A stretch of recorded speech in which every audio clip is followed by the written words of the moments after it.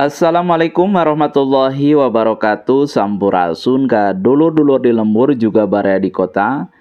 Kita menyaksikan Kang Deddy Mulyadi lagi berbunga-bunga, lagi bahagia, layaknya bagaimana orang jatuh cinta itu mengekspresikan rasa bahagia yang ada di dalam jiwanya itu ke dalam tingkahnya yang atraktif, yang senyumnya melebar, kemudian raut mukanya itu bercahaya. Dan itulah Kang Deddy Mulyadi yang tengah berbahagia dengan calon istri barunya, Teh Akila ya, orang Tasikmalaya yang kemudian masih menjadi mahasiswi di Universitas di Bandung ya.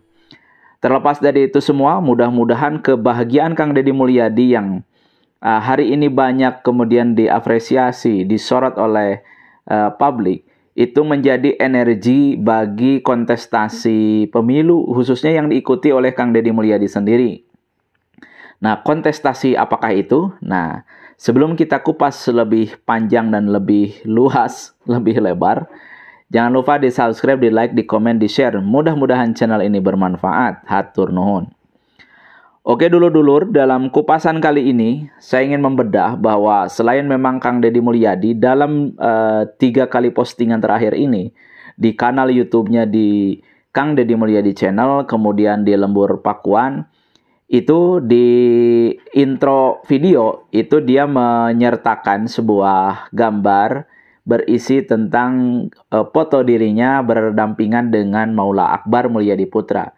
Kemudian di sisi kanannya ada tulisan berjalan yang inti dari tulisan itu menyatakan bahwa Kang Deddy Mulyadi adalah calon dari anggota DPR RI dari inti dari tulisan dan postingan itu memberitahukan kepada publik, kepada penggemar Kang Deddy Mulyadi, kepada orang-orang yang selama ini berinteraksi dengan Kang Deddy Mulyadi, bahwa Kang Deddy Mulyadi mencalonkan diri sebagai anggota DPR RI dari Partai Gerindra nomor urut 1.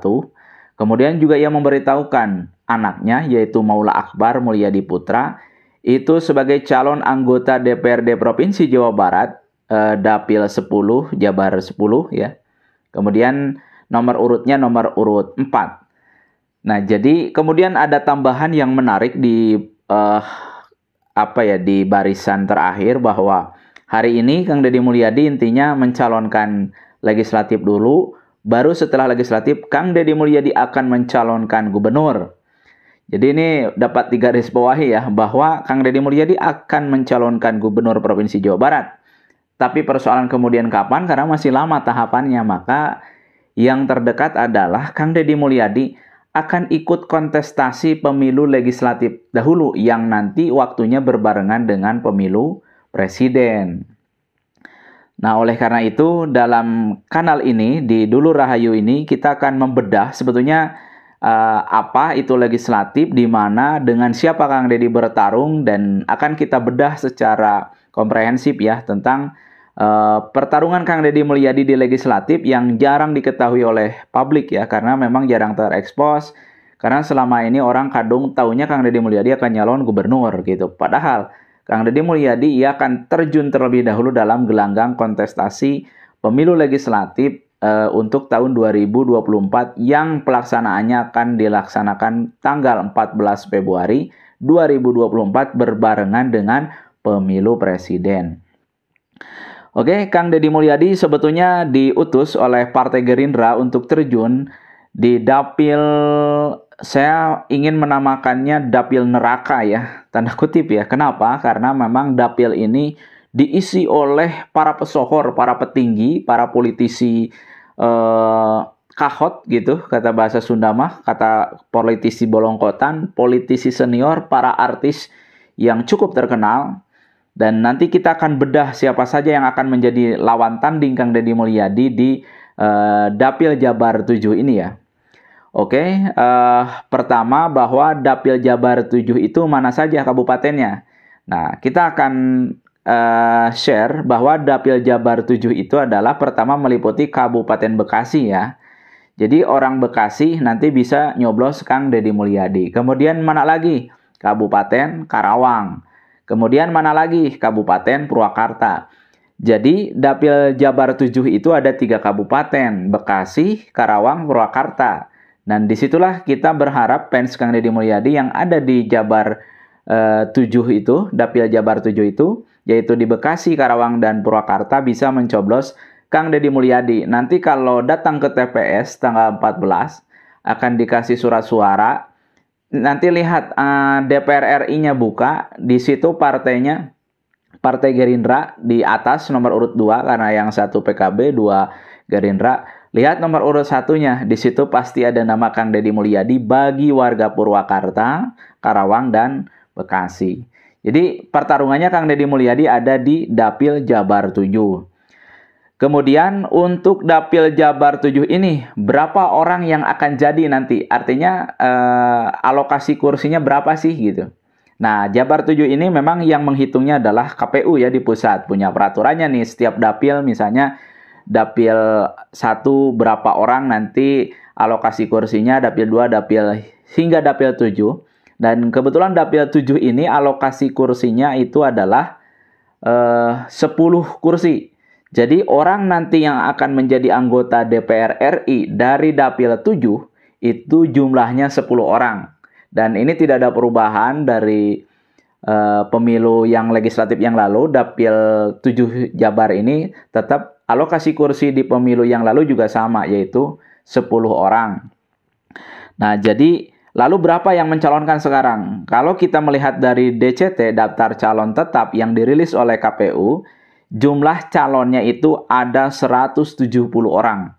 Dari berapa? Dari 18 partai. Nomor urut 1 sampai 17, kemudian lompat Partai Umat kan belakangan ya di approve-nya karena dia melakukan banding. Kalau nggak salah nomor urut Partai Umat itu 24 nomornya. Sehingga untuk kenapa loncat ke 24, nomor 18, 19, 20 dan lain-lainnya itu partai lokal untuk di Aceh. Nah, jadi Kang Deddy Mulyadi itu nanti akan berebut kursi yang 10 itu, alokasi 10 itu dengan berapa orang? Dengan 170 orang. Jadi ingat ya, bahwa Kang Deddy Mulyadi akan bertarung memperebutkan satu di antara 10 kursi yang dia punya probabilitas di situ dengan 169 orang lainnya. Jadi ada 170 peserta calon anggota legislatif dari Dapil Jabar 7. Nah, oke, kita udah paham ya tadi dapilnya, Dapil Jabar 7. Dapil Jabar 7 itu memuat kabupatennya 3. Dapil Jabar 7 itu punya alokasi 10 kursi untuk DPR RI. Dan nanti dari situ, karena tidak mencalonkan semua nih, Partai Umat kalau nggak salah cuma 4 atau 5. Padahal, jadi berapa orang sih setiap partai mencalonkan? Itu sebesar 100% dari jumlah alokasi kursi. Artinya gini, setiap partai karena alokasi kursinya 10, maka setiap partai mencalonkan maksimal 10 orang. Nah, yang lain itu kayak PKB, Gerindra, PDI Perjuangan, Demokrat, Partai Amanat Nasional, itu Golkar kayak gitu, semuanya itu komplit ya, ada 10 calon. Tapi ada beberapa partai, kalau nggak salah Partai Umat, Partai Buruh itu berapa, cuman mencalonkan 4 atau 5 lah gitu. Itu memang tidak masalah. Yang penting tidak melebihi dari kuota yang seharusnya diisi dalam setiap dapil. Nah, dari 10 itu, kemudian dari 10 itu siapa nanti yang akan jadi, kita tidak tahu. Tetapi dari 170, saya ingin berbagi kepada teman-teman bahwa kenapa tadi saya bilang di awal bahwa Dapil Jabar 7 itu disebut dengan Dapil Neraka? Karena di situ banyak pesohor, bahkan 10 orang yang pernah jadi anggota DPR RI di pemilu yang lalu, itu pada pemilu sekarang mereka mencalonkan kembali. Bayangkan, jadi 10 orang yang sudah jadi, artinya incumbent, yang sudah jadi anggota DPR RI, yang sekarang masih menjabat, mereka itu dalam pemilu kali ini di 2024, mereka itu mencalonkan kembali. Di antaranya siapa? Salah satunya kita lihat misalnya di PKB. Di PKB itu ada Saiful Huda. Dia itu orang yang terpilih di 2019 yang lalu itu sebagai anggota DPR RI Dapil Jabar 7 dari Partai Kebangkitan Bangsa. Nah, dulu dia mencalonkan dan sekarang dia mencalonkan kembali. Pertama itu Saiful Huda. Yang kedua ada dari Partai Gerindra. Dari Partai Gerindra di pemilu yang lalu ada 2 orang yang jadi. Yang pertama adalah Putih Sari dari Partai Gerindra, nomor urut 1 dulu. Kemudian yang kedua Obon Tabroni. Nah, dulu dia mencalonkan DPR RI dan dia terpilih menjadi anggota DPR RI dari Partai Gerindra. Ini udah 2 orang, udah 3 berarti ya. Berarti ini 3 orang ini sekarang mencalonkan kembali. Hanya bedanya sekarang di Partai Gerindra karena muncul nama Kang Deddy Mulyadi. Jadi nomor urut 2, Kang Deddy Mulyadi dikasih nomor urut 1 dari Partai Gerindra. Kemudian dari nomor urut 2-nya ada Putih Sari. Kemudian nomor urut 3-nya ada Obon Tabroni. Nah, di internal Gerindra sendiri sekarang bersaing. 3 mantan anggota DPR RI sekarang bersaing nih di Gerindra internalnya sendiri. Oke, itu kita sudah lihat bahwa berarti tadi ya 3 Deddy Mulyadi, 1 tadi Saiful Huda, kemudian di Gerindra ada Deddy Mulyadi yang walaupun pindahan dari Partai Golkar, anggaplah bahwa Kang Deddy Mulyadi itu incumbent kan kemarin yang jadi. Kemudian ada Putih Sari, ada Obon, itu udah 4. Kemudian dari Partai Golkar. Nah, dari Partai Golkar tentu saja nih ada tambahan yang sekarang sedang menjabat, yaitu Dadang S. Muchtar. Dadang S. Muchtar ini dia asalnya nggak jadi. Yang jadi dari DPR RI dari Partai Golkar itu dulu cuma 2, yaitu Deddy Mulyadi sama Putri Komarudin. Karena Kang Deddy Mulyadi pindah ke Partai Gerindra, akhirnya Dadang S. Muchtar sekarang menjadi PAW-nya Kang Deddy Mulyadi di Partai Golkar. Jadi yang incumbent sekarang sedang menjabat, yaitu Dadang S. Muchtar, dia kembali mencalonkan sebagai anggota DPR RI. Berarti udah 5. Ditambah lagi 1 lagi yaitu Putri Komarudin. Ini Putri Komarudin ini dianggap dalam satu pertemuan di Jakarta ketika mencalonkan atau hari pendaftaran Jenderal Prabowo Subianto, calon Presiden Republik Indonesia ke KPU, itu pernah disebut bahwa menurut Kang Deddy Mulyadi kreatif ya. Dia mengunggah unggahan-unggahan di media sosial kayak di Instagram, di TikTok, dengan unggahan-unggahan yang kreatif tentang jejak sepak terjang Putri Komarudin. Putri Komarudin ini adalah putrinya Kang Ade Komarudin. Seperti kita tahu, Kang Ade Komarudin adalah politisi kahot yang sudah malang melintang di DPR RI sejak tahun 90-an, dan sekarang memang dia terakhir pernah menjadi ketua DPR RI, tapi karena sakit, karena mengalami gangguan kesehatan sehingga akhirnya mengundurkan diri dari DPR RI. Dan sekarang yang melanjutkan terah politisi di Senayan itu dilanjutkan oleh putrinya yang itu bernama Putri Komarudin ya. Terkenalnya Putri Komarudin, namanya Putri Aneta Komarudin ya. Nah, itu berarti tadi pertama yang incumbent ya, kita ulang lagi. Yang incumbent pertama Saiful Huda, yang kedua Putih Sari, yang ketiga Obon Tabroni, yang keempat Deddy Mulyadi, yang kelima Dadang S. Muchtar, yang keenam Putri Komarudin. Yang ketujuh siapa? Kita lihat dari PDI Perjuangan, itu ada Rieke Diah Pitaloka.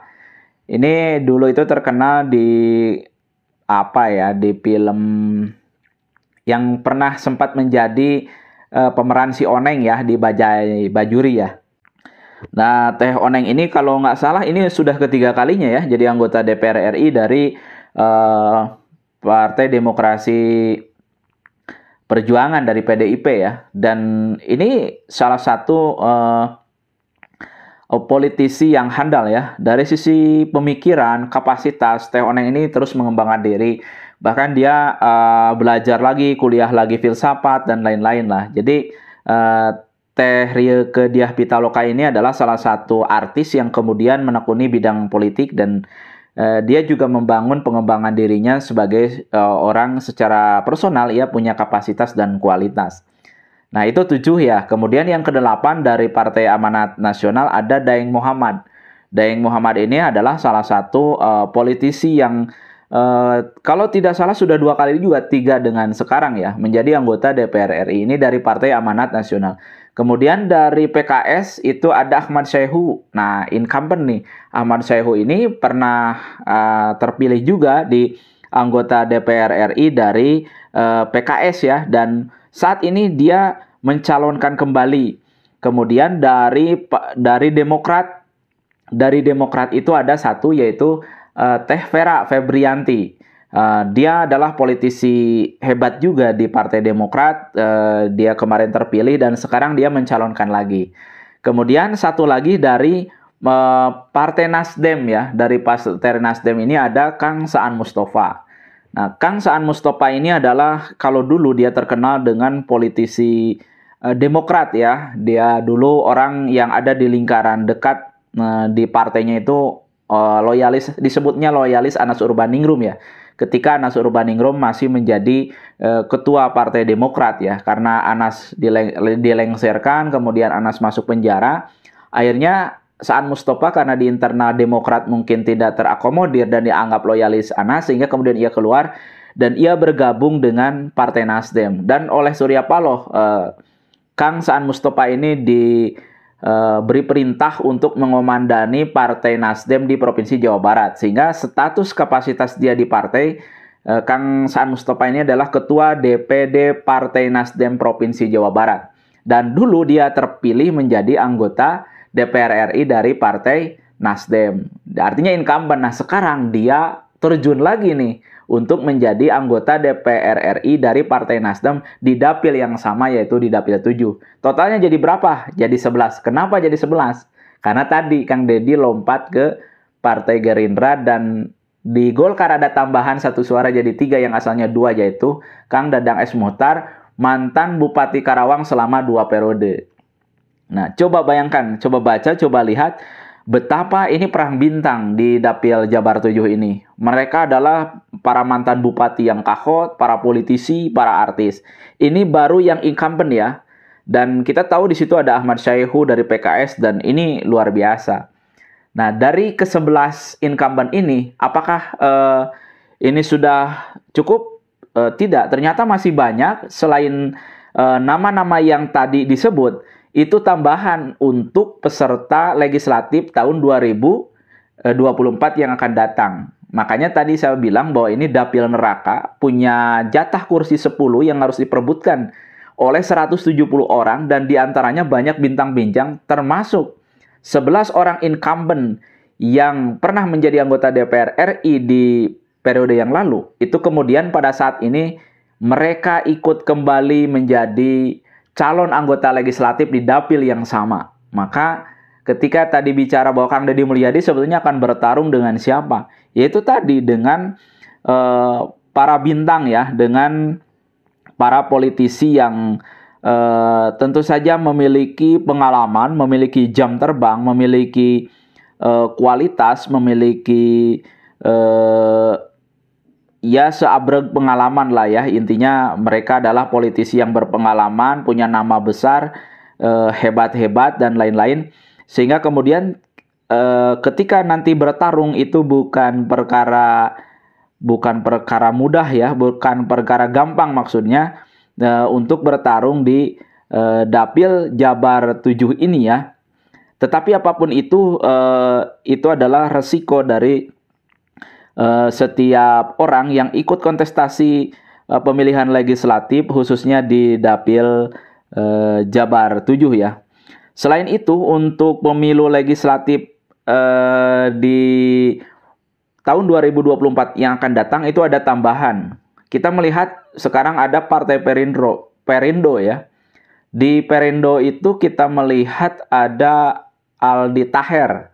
Nah, ini artis yang tanda kutip, kalau namanya artis tetap namanya sudah populer ya. Persoalan elektabilitasnya seperti apa? Yang pertama kan dalam politik itu pertama popularitas. Yang kedua elektabilitas. Apakah popularitas dan elektabilitas selalu korelatif? Ya tidak serta-merta ya. Tetapi paling tidak ketika orang populer, orang memiliki kemudahan untuk melakukan upaya-upaya agar elektabilitas keterpilihan kita itu mudah diterima oleh masyarakat. Kalau sudah populer, orang punya kapasitas, tetapi orang tidak populer sulit juga. Nah, tetapi sebaliknya orang populer, artis, makanya banyak partai politik hari ini kenapa menggait para artis? Karena pertama mereka berharap dari popularitas itu punya efek elektabilitas ya, punya efek keterpilihan dan lain-lain. Kemudian selain memang Aldi Taher itu dari Perindo, kemudian ada juga dari PAN ya, dari PAN. Nomor urut 2 di samping Daeng Muhammad dari PAN itu dia memasang Farel. Farel ini artis terkenal juga, putra Putri Melinda yang dulu juga Putri Melinda. Dia juga aktif di DPR RI ya, di Senayan.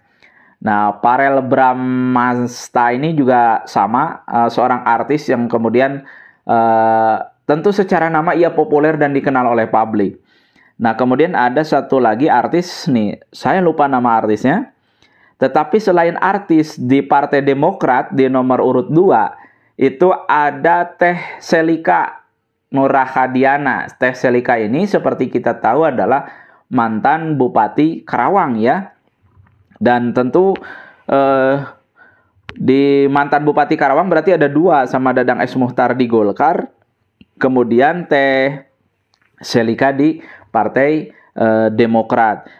Nah, saya pikir teman-teman itu bisa melihat, wajar kan ketika misalnya admin Dulu Rahayu menyebut bahwa Dapil Jabar 7 ini adalah dapil neraka ya, di mana 10 incumbent, 11 yang pernah jadi DPR RI di periode yang lalu, kemudian pada saat ini mereka ikut nyaleg lagi, dan kemudian banyak tambahan, salah satunya ada Teh Selika, kemudian ada juga beberapa artis, ada 3 atau berapa artis, kemudian ada beberapa tokoh lagi ya yang kemudian tidak, tokoh nama-namanya banyak juga ya.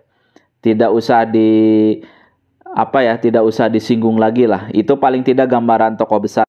Oke, dulur-dulur, itu ulasan kita untuk konten siang hari ini, untuk hari Selasa.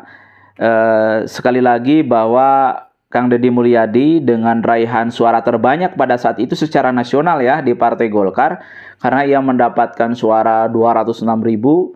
Nah, mudah-mudahan dalam pertarungan kali ini Kang Deddy Mulyadi di Dapil Jabar 7, di Dapil neraka nih ya, itu kemudian ia bisa bersaing dan bisa memenangkan, bisa meraup suara yang terbanyak untuk keterpilihan Kang Deddy Mulyadi sebagai anggota DPR RI dari Partai Gerindra. Persoalan kemudian nanti ikut gubernur, yaitu lain cerita ya. Itu kemudian nanti kalau Kang Deddy Mulyadi nanti misalnya jadi anggota DPR RI dari Partai Gerindra, lalu kemudian Kang Deddy Mulyadi mencalonkan gubernur, ya tinggal mengundurkan diri dari Partai Gerindra. Apa manfaatnya bagi Partai Gerindra? Nanti kursinya tetap akan, misalnya hari ini nih dari Partai Gerindra misalnya punya 3 kursi ya, jadi ya antara misalnya Kang Deddy Mulyadi, kemudian ada Putih Sari, kemudian ada Obon Tabroni. Misalnya Kang Deddy Mulyadi ini nih keluar nih, ngundurin diri karena ikut kontestasi Pilgub Jawa Barat. Oh, berarti nanti di nomor urut keempat itu bisa naik. Jadi tetap jatah kursi dari Partai Gerindra itu tetap nanti hitungannya 3 ya. Berarti naik 1 di nomor urut setelah itu ya.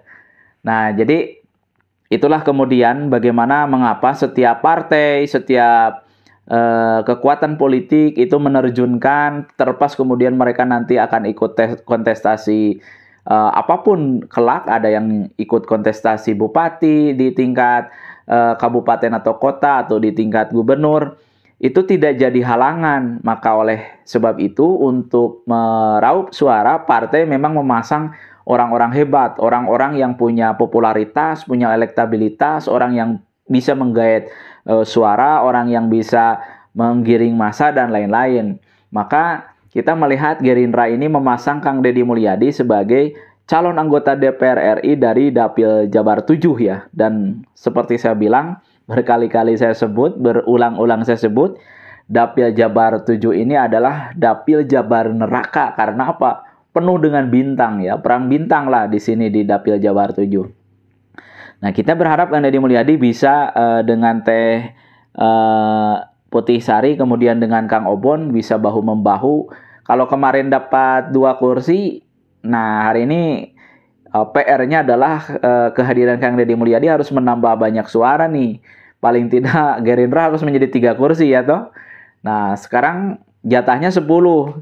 Kalaulah kemudian bintang-bintang tadi masih tetap bertahan dengan suara terbanyaknya, tadi saya bilang kan Saiful Huda, kemudian Putri Komarudin, Dadang S. Muhtar, kemudian Pera Febrianti, kemudian ada Rieke Diah Pitaloka, Daeng Muhammad, kemudian Ahmad Saihu, kemudian ada Kang Saan Mustafa, ada Kang Deddy Mulyadi, ada Obon Tabroni sama Teh Putisari. Itu kemudian sekarang ada tambahan kan, ada artis nih, si Farel ini punya kehebatan seperti apa, mampu nggak nanti dia menyalip misalnya sekawan dalam partainya itu Daeng Muhammad yang pernah incumbent 2 kali.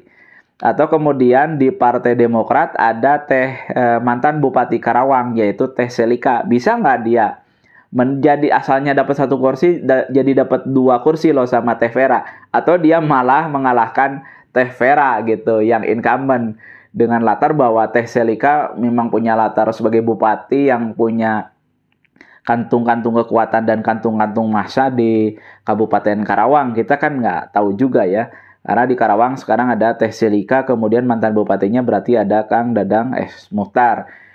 Itu kita belum menyertakan ya para politisi, para tokoh lain yang namanya tidak populer, tapi sebetulnya bisa saja di antara sekian yang daftar ini boleh jadi yang incumbent mungkin sebagian jadi dan sebagian tidak. Sehingga nama yang tidak saya sebut bisa jadi mereka itu bisa menjadi anggota legislatif. Karena hari ini sistem pemilihannya kan masih sistem proporsional terbuka. Artinya siapapun yang memiliki suara terbanyak, maka dialah nanti yang akan terpilih menjadi anggota DPR gitu. Itu sistem penghitungan yang pernah digugat ke KPU dan akhirnya tetap memakai ke MK ya, masih menggunakan sistem proporsional terbuka. Oke dulur-dulur, mudah-mudahan nih Kang Deddy Mulyadi jadi, mudah-mudahan Kang Deddy Mulyadi lolos, dan juga kita sertakan informasi bahwa nanti saya akan mengulas di dapil di DPRD provinsi ya, terutama yang berkaitan dengan Kang Deddy Mulyadi. Di situ kan ada mantan istrinya, kemudian anaknya sendiri Maula Akbar Mulyadi Putra dari Partai Gerindra nomor urut 4. Nah, kita juga saya analisa, akan kita angkat siapa sih nama-nama beken yang nanti akan bertarung di Jawa Barat ya, di DPR Provinsi Jawa Barat, khususnya Dapil 10 yang meliputi Kabupaten Karawang dan Purwakarta ya. Dan nanti itu paling tidak menjadi gambaran bahwa misalnya di situ nanti ada Maula Akbar, kemudian ada mantan ibu sambungnya, jelas walaupun dia di partai berbeda, mereka akan bertarung dan bersaing memperebutkan kursi DPRD Provinsi Jawa Barat ya. Oke, terima kasih. Assalamualaikum warahmatullahi wabarakatuh. Sampurasun.